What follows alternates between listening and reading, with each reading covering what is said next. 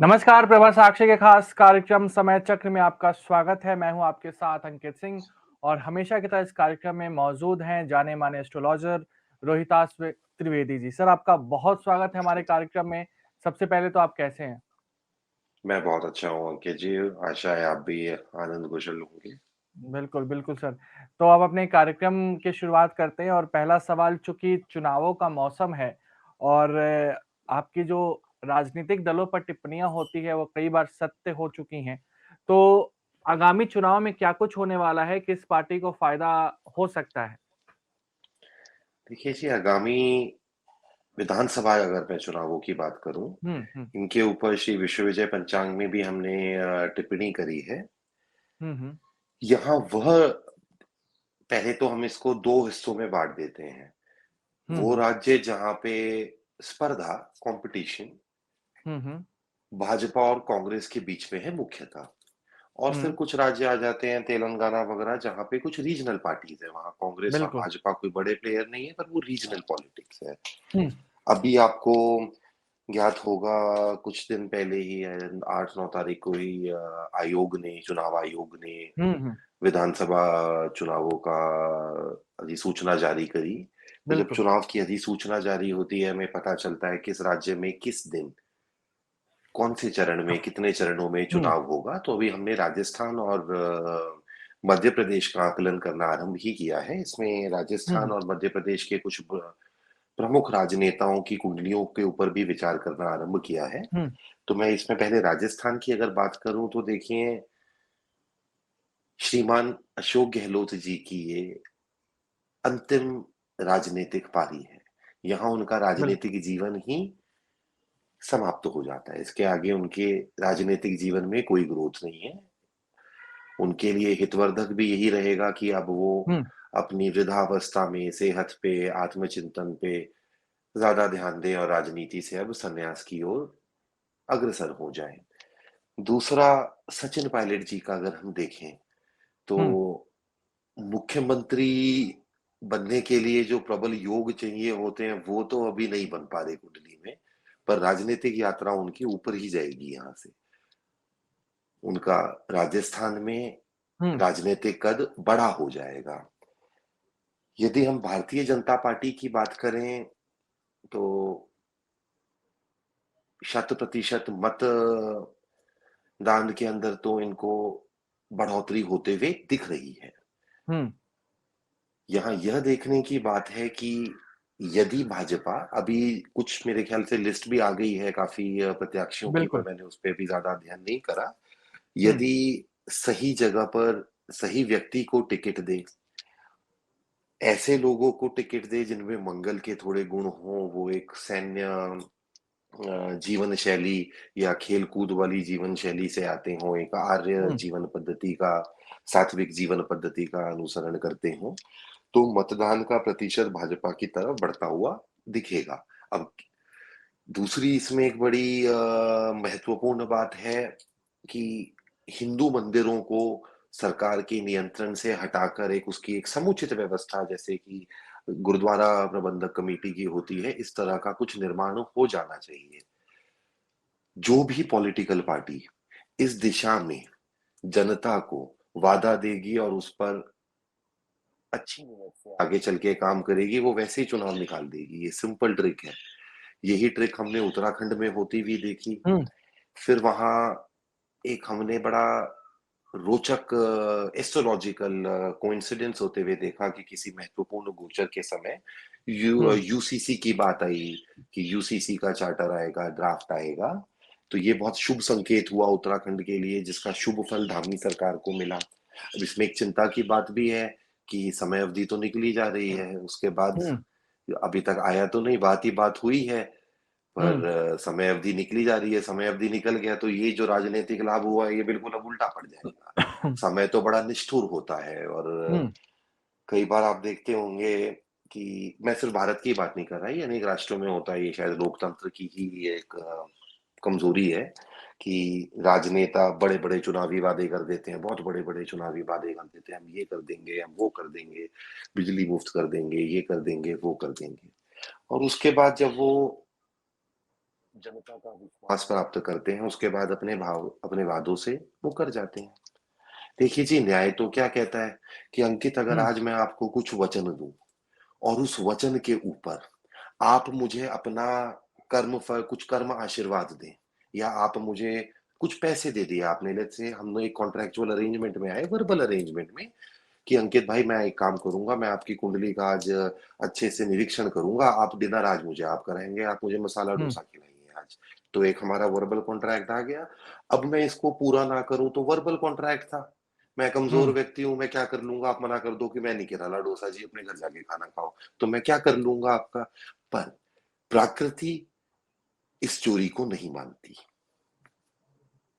ये चोरी समाज में भी नहीं होनी चाहिए, हमारी व्यवस्था में भी नहीं होनी चाहिए।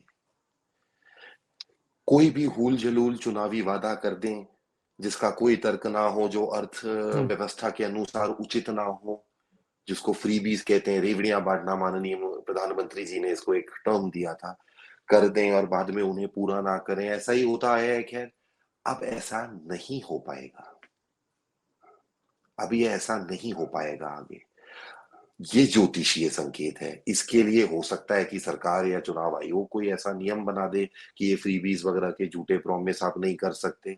अगर सरकार ने या किसी संस्थान ने इसके ऊपर नियम नहीं बनाया, तो येन केन प्रकरेण, ये तो मेदिनी है। फिर वो ऐसे नहीं, वो ऐसे होगा, पर ये होगा तो ज़रूर।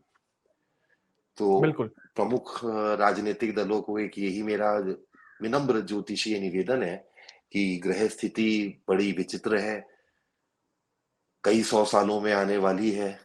तो आप जनता को जो प्रॉमिस करेंगे अब, सोच समझ के करना, संयम से करना, थोड़ा आराम से इंट्रोस्पेक्शन करना और उसके बाद आप प्रॉमिस करना। क्योंकि आपने प्रॉमिस कर दिया, उसमें प्रॉब्लम नहीं है। उस प्रॉमिस पे जनता ने आपको वोट दे दिया, कोई प्रॉब्लम नहीं है, अच्छी बात है, राष्ट्र हित में होगा। उस प्रॉमिस को आपने पूरा नहीं करा, मंगल केतु ग्रह युद्ध है। आपका राजनीतिक करियर तो है ही, पर पूरे जीवन के ऊपर ही, कुंडली हुँ, के ऊपर अब केतु अंकुश लगा देगा। तो मेरा विनम्र निवेदन है सभी भारत के राजनेताओं से, अपने मति का प्रयोग करना इन चुनावों में, अन्यथा ग्रह स्थिति तो अब चीटिंग की अनुमति नहीं देगी। बिल्कुल। लेकिन आपने राजस्थान की बात तो बता दी, लेकिन मध्य प्रदेश का भी आपने ज़िक्र किया, तो वहाँ का भी बता दीजिए और ख़ास करके शिवराज सिंह चौहान का बता दीजिए। जी, मध्य प्रदेश की अभी मैंने जो चुनाव आयोग ने तिथियाँ दी हैं, उनका हुँ, अध्ययन करा, भाजपा की कुंडली का कर पाया हूँ, कांग्रेस की कुंडली का कर पाया हूँ। हुँ, जो कुछ प्रमुख राजनेता हैं दोनों ही दलों से, इनकी कुंडली पे अभी मैं विचार नहीं कर पाया हूँ, तो बहुत हुँ, निर्णायक तरीके से या बहुत कॉन्फिडेंटली मैं आपको ये नहीं बोल सकता, पर जो प्राइमा फेसी रिजल्ट हैं मध्य प्रदेश के, वो लग रहे हैं कि मामा जी को दिक्कत है, दिक्कत है। तो शिवराज सिंह बहुत कुछ। चौहान का करियर क्या जी, होगा? जी। देखिए जी, यहाँ पे यदि मैं आपने प्रश्न मेरे मुँह में डाल ही दिया है, तो मैं आपको बता ही देता हूँ कि जैसे अभी हम बात कर रहे थे, यहाँ पे यदि आपको जनता जनार्दन का आशीर्वाद नहीं मिलता, तो आप इसको मेदिनी का दंड मानना। मेदिनी का दंड तो यह राजनीतिक करियर खत्म, समाप्त। बिल्कुल। अब मेदिनी नहीं थोड़ा-सा बख्शती। बिल्कुल। अब थोड़ा-सा पश्चिमी राज्य महाराष्ट्र में चलते हैं, चूँकि वहाँ राजनीतिक उथल-पुथल लगातार जारी रहती जी, है। जी। अजीत पवार के दांव के बाद से क्या कुछ फिर से महाराष्ट्र की राजनीति में नया होने वाला है? या 2024 के आखिर तक, जब तक वहाँ विधानसभा चुनाव नहीं होते हैं, तब तक स्थिरता बनी रहेगी? अभी मिड नवंबर तक तो कोई बड़ी गतिविधि होते हुए नहीं दिख रही। बिल्कुल। हाँ, अभी से लेकर मकर संक्रांति तक श्रीमान देवेंद्र फडणवीस जी की कुंडली में थोड़ा तनाव दिखता है। यहाँ उनसे विनम्र निवेदन है कि वो अपने स्वास्थ्य सुरक्षा व्यवस्था का भी ध्यान रखें, बिल्कुल। योग बन रहे हैं। और एकनाथ शिंदे या अजीत पवार को लेकर क्या पता चल रहा है? चलती रहेगी जी जुगलबंदी अभी। अभी जुगलबंदी जब चलेगी। तक जब तक जी राज ठाकरे पूरी तरह से शिवसेना की कमान अपने हाथ में नहीं थाम लेते, तब तक ये जुगलबंदी चलती रहेगी। बिल्कुल। अब सर हम थोड़ा-सा दिल्ली और पंजाब वाली पार्टी का रुख कर लेते हैं। आप समझ गए होंगे आम आदमी पार्टी का हम ज़िक्र कर रहे जी, हैं जी, जी, और जी। इसके फ़ेवरेट तीसरे पार्टी बड़े है मेरी। नेता मैं वोट नहीं देता इन्हें कभी, कभी दूँगा नहीं पर फ़ेवरेट पार्टी है मेरी। मज़ा आता है इन्हें। नहीं लेकिन सर चूँकि पार्टी के तीसरे बड़े नेता अगर माना जाए तो संजय सिंह भी हिरासत में हैं, जेल जा चुके हैं। तो पार्टी का भविष्य क्या लगता है? अरविंद केजरीवाल का भविष्य क्या लगता है? चलिए थोड़ा रोल रिवर्सल कर लेते हैं। मैं आपसे प्रश्न पूछता हूँ, आप उत्तर दीजिए। आपने कहा कि पार्टी के 3 सबसे तीसरे सबसे बड़े नेता संजय सिंह जी आपने बोले, है ना? हुँ। सबसे बड़े नेता कौन है? पहले ये बताइए पार्टी के एज़ ऑफ डेट, आज की डेट में। नहीं, मेरे कहने का मतलब कि बड़े नेताओं में से जो मैं हैं, समझ वो गया, तीसरे समझ बड़े गया। नेताओं में से थे। आप क्योंकि एक जाने-माने पत्रकार हैं, आपकी भारतीय राजनीति पे बहुत अच्छी पकड़ हुँ, है।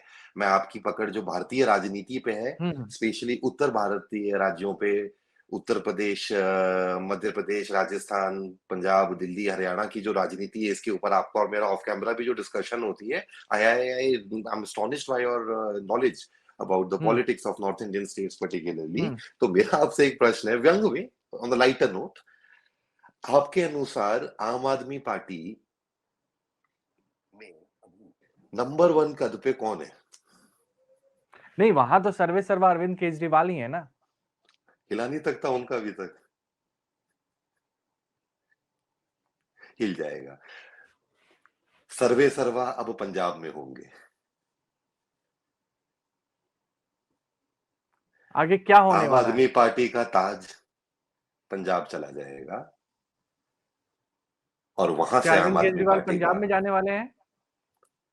वो तो कहाँ जाएंगे, वो तो खुद ही कहते हो दिल्ली के बेटे हो तो दिल्ली में ही रहेंगे। नहीं, वो लेकिन दिल्ली से कुमार आगे विश्वास कभी तो निकल कहते ही थे नहीं ना कि वो पाएंगे। पंजाब जा सकते हैं। वो दिल्ली से बाहर कभी निकल ही नहीं पाएंगे। पंजाब की आम आदमी पार्टी की कमान भी अरविंद केजरीवाल के हाथों से चली जाएगी। इम्प्लोजन, अंदर से टूटेगी पार्टी।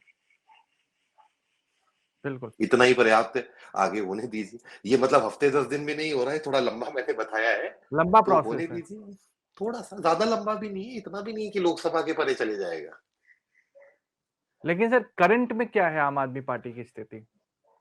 बहुत ही दयनीय, दयनीय, दया आ रही है। बिल्कुल, क्या-क्या इन्होंने अपने सपने देखे थे, मूर्खता से देखे थे, अपनी ही गलतियों से औंधे मुँह गिर गए। हिस्टोरिकली आम आदमी party would be, we will study rise of Aam Aadmi Party as one of the steepest political rise globally, hmm. and the decline is faster. तो 10 साल में यहाँ पहुँचे हैं तो खत्म होने में कितना लगेगा आप अनुमान लगा लीजिए। Process is on, they are imploding. This is bill astrological, purely बिल्कुल, एस्ट्रोलॉजिकल। बिल्कुल।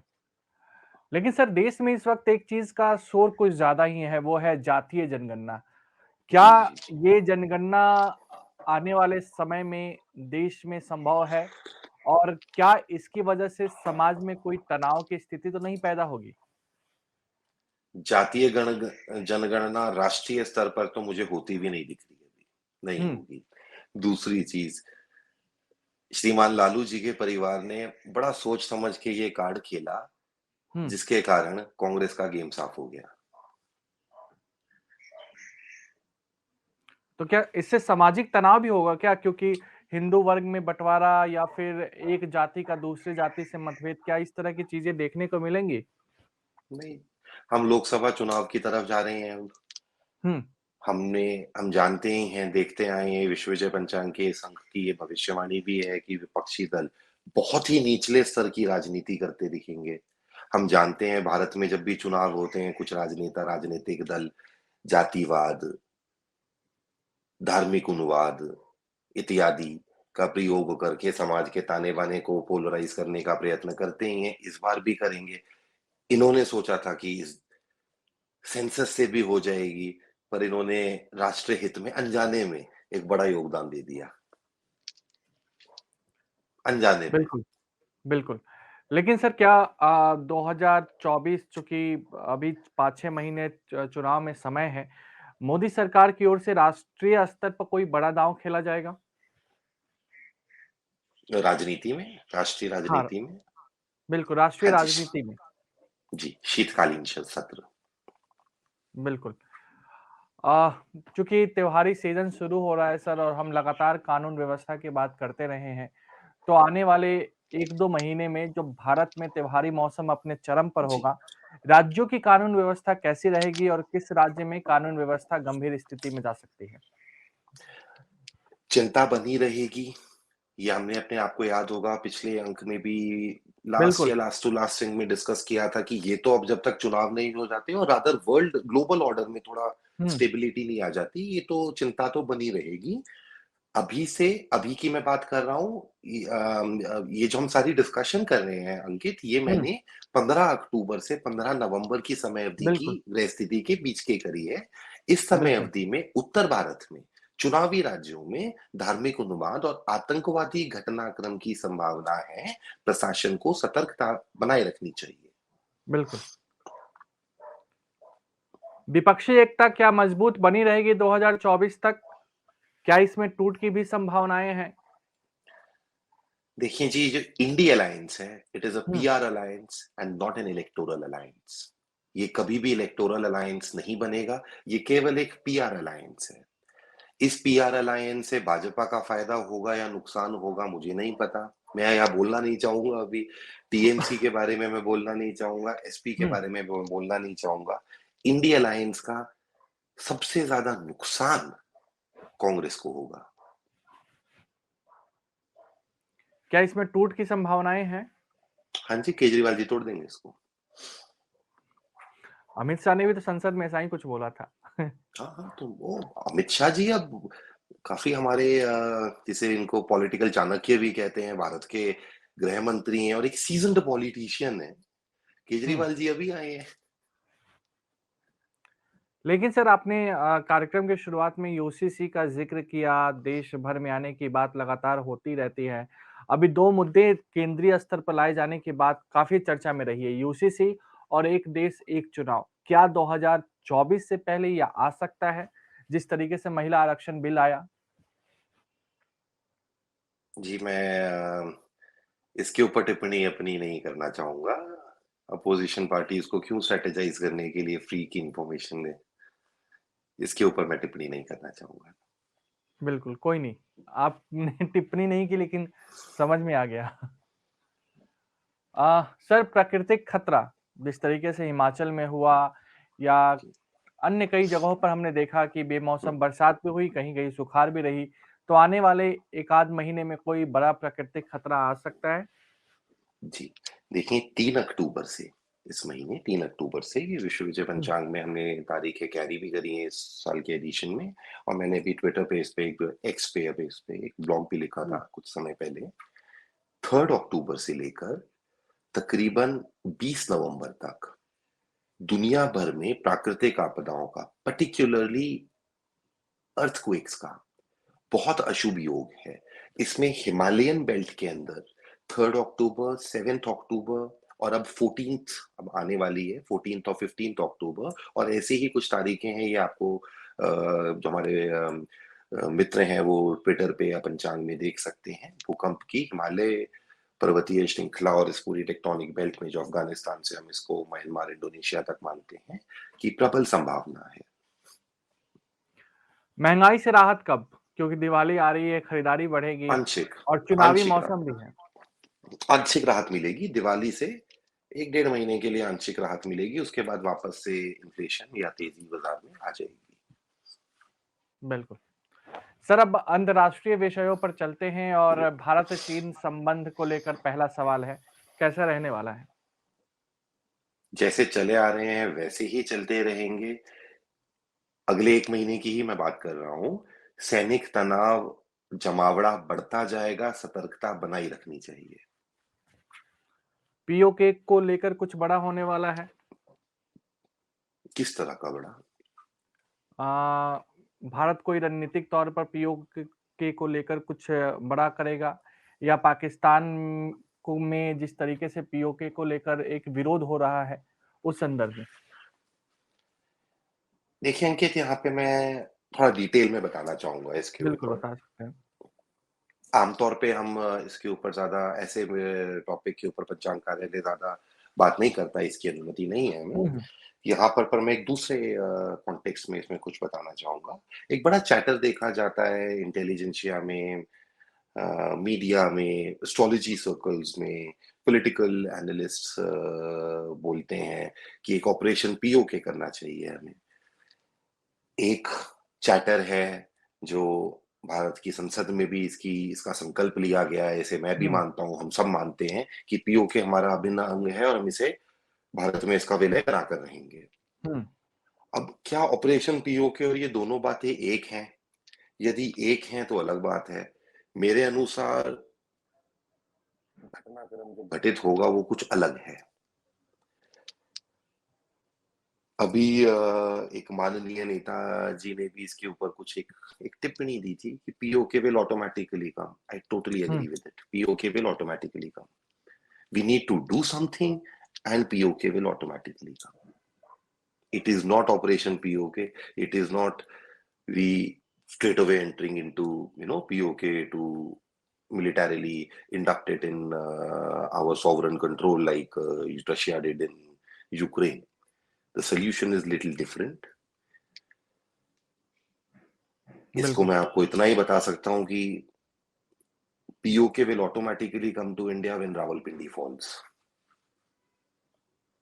कभी बिल्कुल। विश्वविजय पंचांग ने नहीं बोला पीओके ऑपरेशन वगैरह वगैरह। हमने कहा है रावलपिंडी को गिरा दो और गिर जाएगा, समय आ गया है।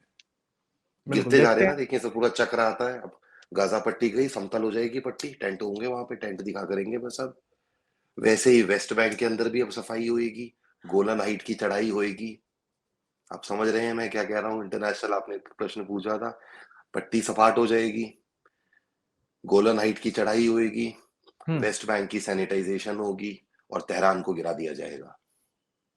इसी को बिल्कुल, तीसरा विश्व युद्ध कहते हैं। We are in it. बिल्कुल। अ, अब थोड़ा-सा कनाडा को लेकर क्योंकि भारत-कनाडा संबंध लगातार तनाव से गुज़र रहे हैं सर।